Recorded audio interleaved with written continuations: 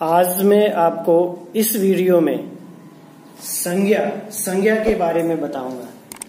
आप सभी जब भी व्याकरण की पढ़ाई की शुरुआत करते हैं तो संज्ञा की परिभाषा आपको बताई जाती है और संज्ञा की परिभाषा वही है, केवल हमें अभ्यास बढ़ाना होता है इन शब्दों को समझने के लिए। आप सभी जानते हैं जैसे कि किसी वस्तु, स्थान, प्राणी, व्यक्ति, अवस्था, गुण या भाव का बोध कराने वाले शब्द को संज्ञा कहते हैं। तो प्रयोग की दृष्टि से शब्द दो प्रकार के होते हैं, विकारी शब्द और दूसरा होता है अविकारी शब्द। विकारी शब्द का में आते हैं संज्ञा, सर्वनाम, विशेषण और क्रिया। अविकारी शब्दों में आते हैं आपके क्रिया विशेषण, संबंध बोधक, समुच्चय बोधक इत्यादि। तो यहाँ संज्ञा है विकारी शब्द, अर्थात जिन शब्दों का लिंग, वचन, काल, पुरुष के आधार पर परिवर्तन होता है वे शब्द विकारी शब्द कहलाते हैं। अब हम ये देखते हैं कि किसी वस्तु विशेष का नाम, जैसे कि पुस्तक है, एक वस्तु है, इसका अपना नाम जो है वो संज्ञा के अंतर्गत। स्थान को देखते हैं, मुंबई या कोई शहर है, कोई जगह का नाम है, वो संज्ञा के अंतर्गत है। प्राणी, अब प्राणियों में व्यक्ति भी हो सकता है, प्राणियों में जानवर हैं, पशु पक्षी, जहां भी जीवन है उन सबका जब हम पहचान की बात करते हैं यानी उनका नाम जानने के लिए, किसी भी व्यक्ति या प्राणी का हम पहचान करेंगे तो उसे कोई ना कोई एक नाम दिया जाता है पहचानने के लिए, तो वो सभी संज्ञा के अंतर्गत आते हैं। जो हमारी अवस्था है ये भौतिक की स्थिति नहीं है इसकी, इन्हें हम इंद्रियों के माध्यम से नहीं छू सकते या पहचान सकते, ये मन के तत्व हैं। तो अवस्था या भाव, जैसे कि सुगंध है तो सुगंध को हम महसूस करते हैं, ये मन के भाव है। ईमानदारी का भाव है, मित्रता का भाव है, ये कोई वस्तु नहीं है या हमारी जो इंद्रियां हैं, ज्ञानेंद्रियां हैं, इनके द्वारा हम स्पर्श करके स्वाद लेके नहीं जान सकते, ये हमारे मन के भाव हैं। इसलिए भाव भी संज्ञा के अंतर्गत आते हैं जिन्हें हम फील करते हैं, अनुभव करते हैं और उसे नाम दिया जाता है। तो इस प्रकार आपने देखा कि हम किसी वस्तु, स्थान, प्राणी, व्यक्ति, अवस्था, गुणों में जो भी विशेषता है, चाहे वो अच्छी हो या बुरी हो, यानी गुण और दोष दोनों इसके अंतर्गत आते हैं। गुण एक तरह से विशेषण जैसा, कोई भी विशेषता बताने वाली चीज है यहाँ पर गुण कहलाती है। विशेषण नहीं है यहाँ का मतलब कोई भी गुण है, जैसे कोई शर्ट है, ये मेरी शर्ट ब्लैक कलर की है, काले रंग की, तो काला इसका गुण हो गया। अब संभव है कि अगर हम कोई काले को अच्छा माने या खराब माने तो ये गुण भी संज्ञा के अंतर्गत आते हैं। संज्ञा के रूप अगर देखें, हम विभाजन करें तो प्राणीवाचक, अप्राणीवाचक, अगणनीय और गणनीय।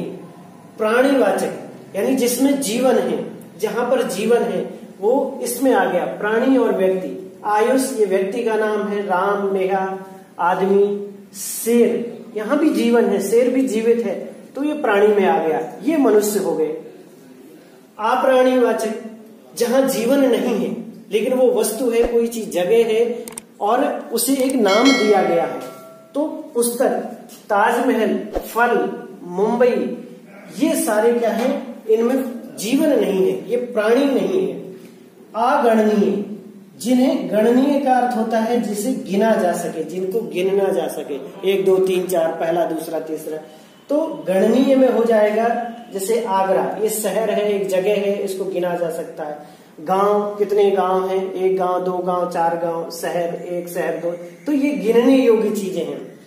अगणनीय में है सुगंध, सुगंध को आप गिन नहीं सकते, कम और ज्यादा की मात्रा को महसूस तो कर सकते हैं लेकिन इन्हें काउंटेबल नहीं है, गिनना संभव नहीं है। मित्रता का भाव, कितनी मित्रता, कितने लोगों से है, अगर व्यक्ति से है तो वो दूसरी जगह चला जाएगा।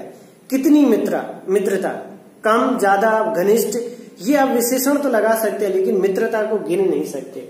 इसी तरह से भूख है और ईमानदारी, अन्य चीजें, ये अगणनीय में आते हैं। तो अब प्राणीवाचक में आप विभाजन कर सकते हैं, अप्राणीवाचक में, अगणनीय और गणनीय में।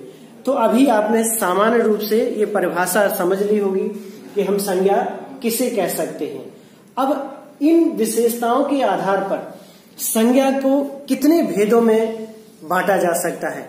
तो सामान्यतः संज्ञा को 5 भेद में हम बांटते हैं।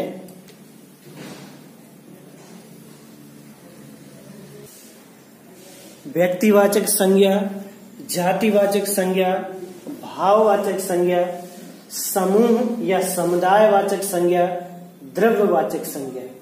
मैं सामान्य तौर पर बताऊंगा। व्यक्तिवाचक संज्ञा में जब हम किसी व्यक्ति विशेष या वस्तु या स्थान का नाम लेते हैं, उसमें एक ही होगा, सिंगल, एक किसी व्यक्ति या वस्तु की जब हम पहचान बताते हैं तो वो व्यक्तिवाचक में आता है। जैसे भारत एक देश का नाम है, हरियाणा एक राज्य का नाम है, रमेश एक व्यक्ति विशेष का नाम और गंगा एक नदी विशेष का नाम है, एक नाम। जातिवाचक संज्ञा के अंतर्गत हम किसी पूरी की पूरी जाति यानी उसमें उस वर्ग के उस विशेषताओं वाले कई व्यक्ति या समुदाय, कई चीजें हो सकती हैं, वो जातिवाचक संज्ञा कहलाती है। भाववाचक संज्ञा के अंतर्गत जैसे किसी चीज का भाव, शिक्षा, स्वास्थ्य, घबराहट, ये जो भाव है हमारे, इनमें कोई सामान नहीं है, कोई वस्तु नहीं है, ये भाव के अंतर्गत आते हैं, तो ये इसमें रहेगा। गुण, दोष, अवस्था, ये सारी चीजें भाववाचक के अंतर्गत आती। समूह या समुदायवाचक यानी कोई ऐसी चीज जो एक ग्रुप बनाती हो, एक समूह का निर्माण करती हो। जैसे यहाँ पुलिस दिया है, तो पुलिस एक व्यक्ति विशेष का नाम नहीं है, उसका अपना नाम होगा, रमेश है, सोहन सिंह है, कुछ भी नाम हो सकता है। लेकिन पुलिस में उस विशेषताओं के, जिस उस सुरक्षा का काम दिया गया है, उसमें रहने वाले सभी लोग वो पुलिस कहलाएंगे। ऐसे ही कक्षा, तो इसमें जितने भी विद्यार्थी बैठ रहे हैं क्लास में, 7th 8th 9th 10 कोई भी है, वो सारा का सारा ये समूह बनाता है। इसको दोनों नाम दिए जा सकते हैं, समूह यानी ग्रुप है और समुदाय, दोनों एक ही चीज है। द्रव्यवाचक, इसमें द्रव्य का मतलब क्या होता है ये आपको थोड़ा साइंस से समझना होगा। जिसमें कोई पदार्थ है, वो तरल पदार्थ है, ठोस पदार्थ है, ये जो पदार्थ होते हैं इसे द्रव्य कहते हैं। द्रव्य जो होता है वो लिक्विड, द्रव्य मीन्स मेटल, ये मेटल या पदार्थ। तो इसमें जैसे लोहा है तो ये एक धातु विशेष की ओर संकेत कर रहा है, ये एक पदार्थ है, लोहा, तांबा। डीजल है, ये पेट्रोलियम उत्पाद है, तरल पदार्थ है, डीजल है, पेट्रोल है, केरोसिन है, तो ये द्रव्यवाचक के अंतर्गत आते हैं।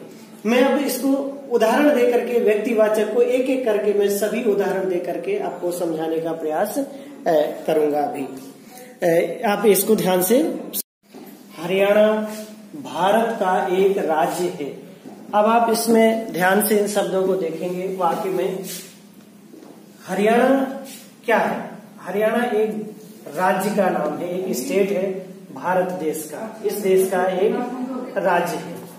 तो ये पहचान करा रहा है एक स्टेट की, एक व्यक्ति विशेष की पहचान करा रहा है। भारत, अगर भारत का भी हम देखें तो भारत क्या है? फिर तमाम जो धरती में देश बने हुए हैं उनमें से एक देश का नाम है, ये एक देश की पहचान है भारत। जैसे अन्य दूसरे देश अमेरिका, रसिया, ब्रिटेन, चाइना, तो ये सभी अलग अलग नाम हैं, तो यहाँ व्यक्तिवाचक संज्ञा कहलाएगा। अगर हम इसी वाक्य में राज्य को देखें तो राज्य जातिवाचक संज्ञा कहलाएगा। क्यों कहलाएगा? क्योंकि एक देश में कई राज्य हैं और जिस राज्य के बारे में आप चर्चा कर रहे हैं तो उसमें उस विशेषताओं से युक्त यानी उन नियमों से युक्त अनेक राज्य हो सकते हैं, उन सब का वो बोध कराता है। तो यहाँ पर राज्य शब्द हो जाएगा जातिवाचक संज्ञा। लेकिन हम अभी बात कर रहे हैं व्यक्तिवाचक संज्ञा की, तो हरियाणा क्या हो जाएगा? ये एक व्यक्ति विशेष है, एक राज्य का नाम है। भारत एक देश है, तो देश विशेष का नाम है, ये एक व्यक्तिवाचक संज्ञा है। तो इस प्रकार आप समझ गए होंगे। इस उदाहरण से मैं आपको दूसरा उदाहरण भी लिख करके बताऊं। रमेश, इसी में जो उदाहरण लिए हुए हैं, फल खाता है। रमेश फल खाता है। तो यहां इस वाक्य में देखेंगे आप, रमेश क्या है? एक व्यक्ति का नाम है। रमेश एक व्यक्ति विशेष का नाम है, तो ये व्यक्तिवाचक संज्ञा में है। अब हम अगर इसी वाक्य में आगे देखें, रमेश को छोड़ दें कि फल अगर रेखांकित किया जाए और पूछा जाए फल क्या है, तो फल जातिवाचक संज्ञा है। क्योंकि फल कौन सा, उसका क्या नाम है? तो जितने भी फल हैं आपके, वो उन विशेषताओं के साथ, यानी जो एक कोई भी पेड़ है, कोई भी बेल है, उससे जो फल निकलते हैं, तो उसमें बहुत से हो सकते हैं, उनके अलग अलग नाम हो सकते हैं। हाँ, ये एक जितने भी फलों के गुण हैं वो इसमें समाहित हैं, वो जाति में आ जाएंगे। अगर हम फल का नाम दें, कई बार ये भी कंफ्यूजन है, फल के बाद अगर हम नाम दें आम, कि आम खाता है, तो ये व्यक्तिवाचक संज्ञा हो जाएगा, व्यक्तिवाचक। लेकिन आजकल एक सबसे बड़ी प्रॉब्लम ये आ रही है, समस्या, और बहुत से शब्दों में कंफ्यूजन भी होता है कि क्या आम को हम व्यक्तिवाचक माने। तो फल को अगर हम जातिवाचक मानते हैं तो आम उसके अंतर्गत है, एक विशेष प्रकार का फल, तो वो व्यक्तिवाचक हो गया। लेकिन आजकल क्या हो रहा है कि आम के भी कई वैरायटी हैं, कई उसके भेद हैं। जैसे सिंदूरी आम है, मालदा आम है, दशहरी आम है, आपने सुने होंगे। तो ये इनकी जब विशेषताएं बताने वाले अलग अलग वैरायटी के आम हैं, तो ये नाम जो हैं ये व्यक्तिवाचक संज्ञा में आते हैं। तो फल को भी आजकल जातिवाचक में मान लिया गया है, क्योंकि आम के अंतर्गत, यानी उसके एक ये जाति होगी, एक प्रकार के फल की जाति होगी, और उसमें ये अलग अलग जो नाम है वो व्यक्तिवाचक। तो यहाँ पर आपको मैंने बताया कि जो फल है ये जातिवाचक है, रमेश व्यक्ति विशेष का नाम है, वाक्य में ये दो क्रिया है, आप पहचानते भी होंगे।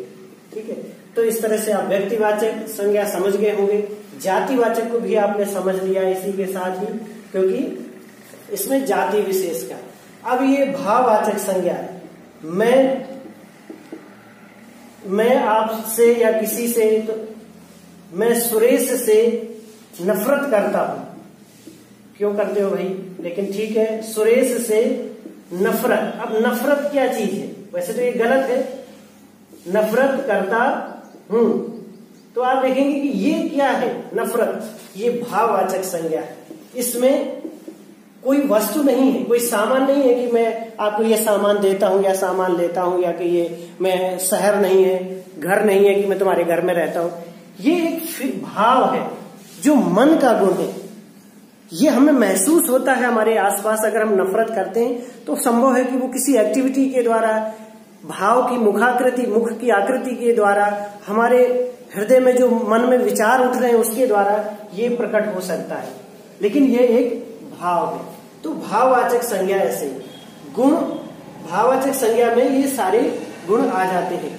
कोई अवस्था का है, आप मैं बूढ़ा हो रहा हूं, या तो ये बूढ़ा होना क्या हो जाएगा, ये भाववाचक संज्ञा कहलाएगी। बुढ़ापा क्या हो जाएगा, भाववाचक। कि बुढ़ापा एक अवस्था है, एक अवस्था विशेष है, तो ये भाववाचक संज्ञा के अंतर्गत आएगा। अब आप आगे देखेंगे कि द्रव्य समूहवाचक।